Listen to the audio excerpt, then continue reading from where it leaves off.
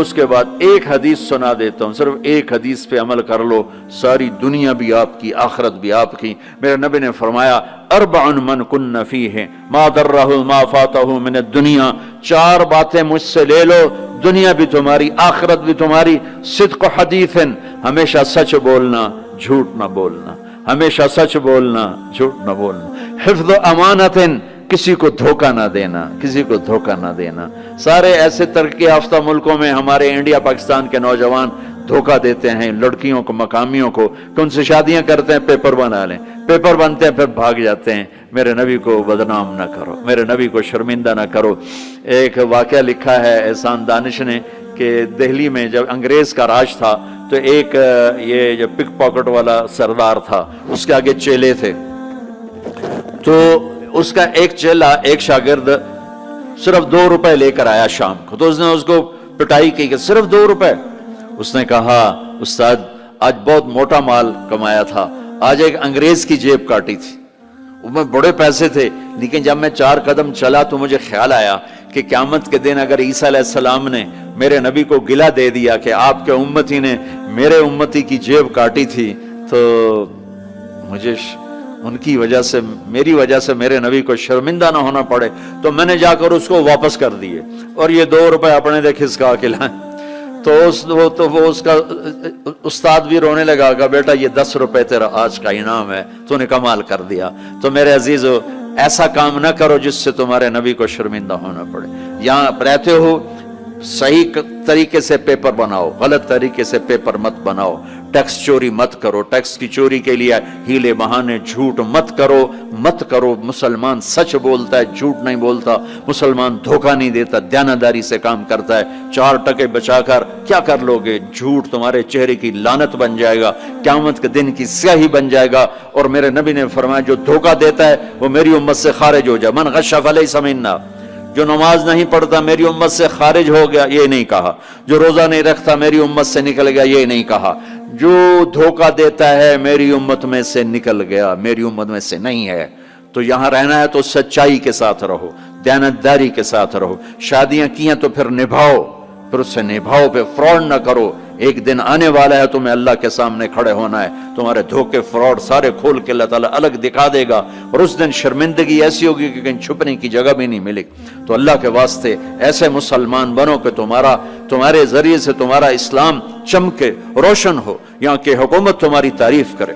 یہاں کی حکومت تمہیں کتنی مذہبی آزادی دے رکھی، کتنی آسانیاں دے رکھی ہیں، تو ان کے ساتھ چیٹنگ مت کرو، ان کو دھوکہ مت دو، ان کے ساتھ فراڈ مت کرو، ان کا ٹیکس نہ چوراؤ، ان کو پورا ٹیکس دو، جتنا وہ تمہارا بنتا ہے سارا دو، اللہ تمہیں یہ تمہارا صدقہ بنے گا۔ زکوٰۃ تو مسلمان کو دی جاتی ہے، یہاں تمہیں نظر نہیں آتا، اپنے پاکستان میں، انڈیا میں زکوٰۃ بھیجو، لیکن صدقات ان کالوں کو دو جو غربت کے مارے تمہارے گھروں میں کام کرتے ہیں، تمہارے پاس کام کرتے ہیں، ان کو صدقات دو، نفلی صدقات، ان کو جتنا دے سکتے ہو دو، یہ تمہارے ہمدرد بنیں گے، تم سے محبت کریں گے، تم سے تمہارے قریب آئیں گے، تمہارے احسان مند ہوں گے۔ مسلمان بخیل نہیں ہوتا، مسلمان سخی ہوتا ہے۔ تم ایسے جوڑ کے کیا کرو گے؟ قبر میں کتنے لے کے جاؤ گے؟ تو میرے نبی نے فرمایا ایک سچ بولو، ایک دھوکہ نہ دو۔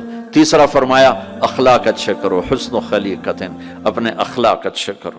اور چوتھا فرمایا عفت فی طعمت، رزق حلال کمانا، حرام نہ کمانا۔ یہاں آ کے شراب کی دکان نہ کھول بیٹھنا کہ پیسے زیادہ بنتے ہیں، آگ لگا دو اس کمائی کو جس پہ تمہارا اللہ ناراض ہو اور اللہ کا رسول ناراض ہو۔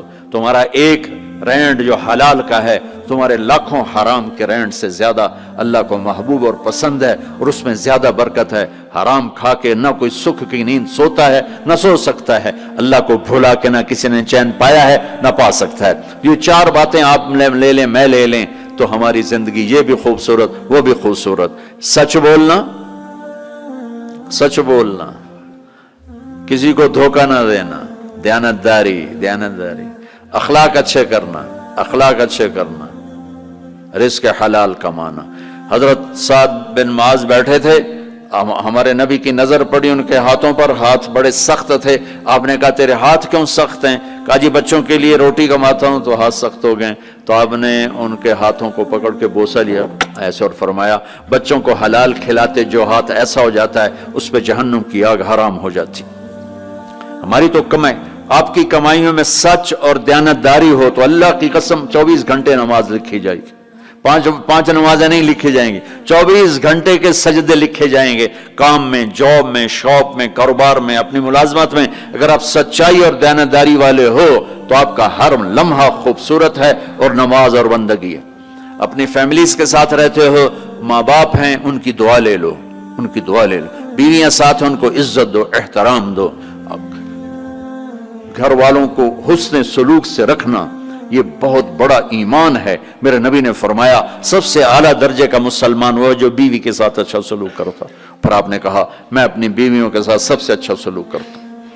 تو وہ ایک نوجوان میرے پاس آیا, کہنے لگا جی بیوی سے جھگڑا بہت ہوتا ہے تو مجھے کوئی تعویذ دے دو. میں نے کہا بیویوں پہ تعویذ چلتے ہی کوئی نہیں. کہنے لگا کیا کروں؟ میں نے کہا کہ طریقہ بتاتا ہوں. کہنے کہ بتائیں. میں نے کہا ہر دفعہ جب کھانے پہ بیٹھو 2-3 لقمے اپنے ہاتھ سے کھلا دیا کرو. کہنے لگا اس سے کیا ہوگا؟ میں نے کہا یہ تو تم بعد میں دیکھو گے کیا ہوگا, تم کرو تو صحیح. کوئی 2 ہفتے گزرے, میری اس کی اچھی دوستی تھی, اللہ اس کی بخشش فرمائے, تو فوت ہو گیا. میں نے پوچھا, اس کا فون آ گیا نا, تو میں نے پوچھا وہ میری بات پہ عمل کیا؟ کہنے لگا نہیں. میں نے کہا کیوں؟ کہنے لگا شرم آتی. میں نے کہا لڑتے ہوئے شرم نہیں آتی؟ بولا عورت بھی کوئی ذات ہے جس سے لڑا جائے. وہ غصے میں بھی آئے تو کمزور ہے, کمزور سے درگزر کرنا ہی انسانیت ہے. میرے نبی نے فرمایا شریف آدمی بیوی سے دب کے چلتا ہے اور کمینہ آدمی بیوی کو دبا کے چلتا ہے. تو میں کمینہ بن کے نہیں رہنا چاہتا, میں شریف بن کے رہنا چاہتا ہوں. یغلبہن اللئیم ویغلبن الکریم لأن اکون مغلوبا کریما احب علی من ان اکون لئیما غالبا. سبحان اللہ. کہ میں شرافت والا بننا چاہتا ہوں, کمینہ نہیں بننا چاہتا. میں نے کہا تمہیں لڑتے ہوئے شرم نہیں آتی؟ گاما پہلوان پنجاب والوں نے سنا ہوگا, بہت بڑا رستم تھا. وہ پارٹیشن کے بعد پاکستان آ گیا لاہور, تو سبزی لے رہا تھا تو بھاؤ تاؤ پہ کوئی ہو گیا جھگڑا, تو وہ دکاندار کے پاس گلاس, اس نے گلاس اٹھا کے مارا گامے کو, اس کے یہاں لگا, خون نکل آیا.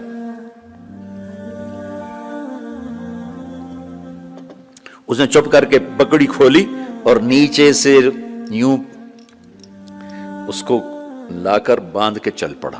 تو لوگ انہوں نے اس کو پکڑ لیا, پہلوان جی اے ماڑا جا بندہ تو انہوں مار گیا, تُسے انہوں آکھی کچھ نہیں, تُسے تو پہلوان. کہنے لگا ماڑے نو مار دیا شرم آتی ہے. وہ کہنے لگا کمزور کو مارتے ہوئے شرم آتی. تو عورت پہ ہاتھ اٹھانا یا گالیاں دینا, اس کے ماں باپ کو گالیاں دینا, یہ تو جانوروں کا کام ہے, انسانوں کا کام تو نہیں ہے.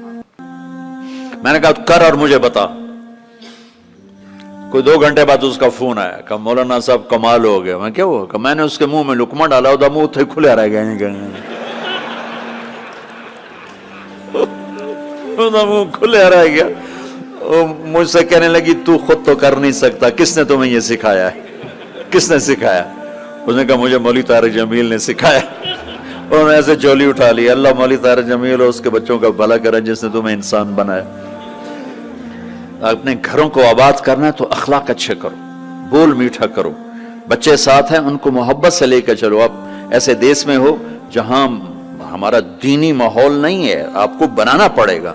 اور دینی ماحول بنانا ماشاءاللہ بہت مسجدیں دیکھیں, مدرسے دیکھے, بہت خوشی ہوئی, لیکن ماحول بنانے کے لیے کچھ اور بھی ہے. محبت دو. علماء سے کہتا ہوں آپس میں پیار و محبت کی فضا قائم کرو.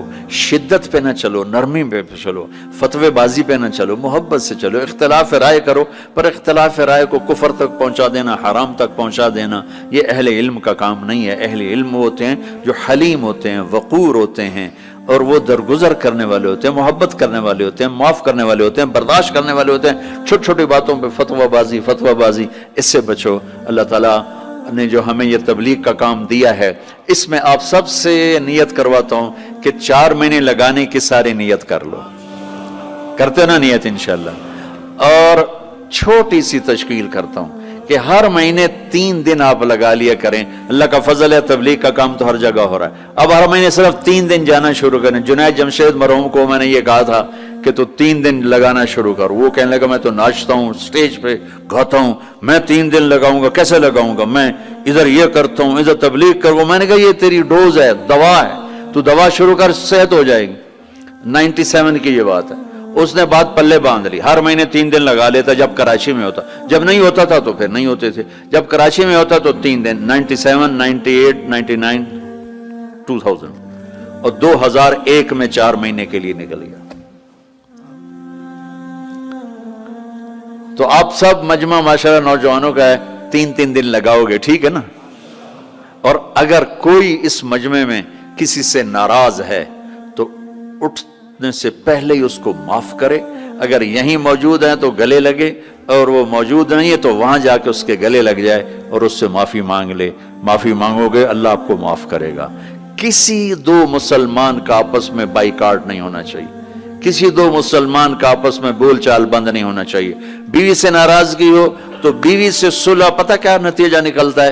جب آدمی بیوی سے صلح کرتا ہے تو اللہ اس پر اتنا خوش ہوتا ہے، ان کے پچھلے سارے گناہ معاف کر دیتا. تو سارے بھائی نیت کرتے ہو نا، لگاؤ گے نا 3 دن. بھائی دعا کے بعد نکلنا ہوگا تو بھائی مسافر 2 گھنٹے میں نے آپ کے ساتھ بات کی ہے، تو میں روبوٹ تو نہیں ہوں نا، میں بھی اب تھک چکا ہوں. تو بھائی مسافر نہ کرنا. مسافر اتنے رش میں مسافر کرنے بھی نہیں چاہیے. بس زبان سے آپ سلام کو میں جواب دوں گا. درود شریف.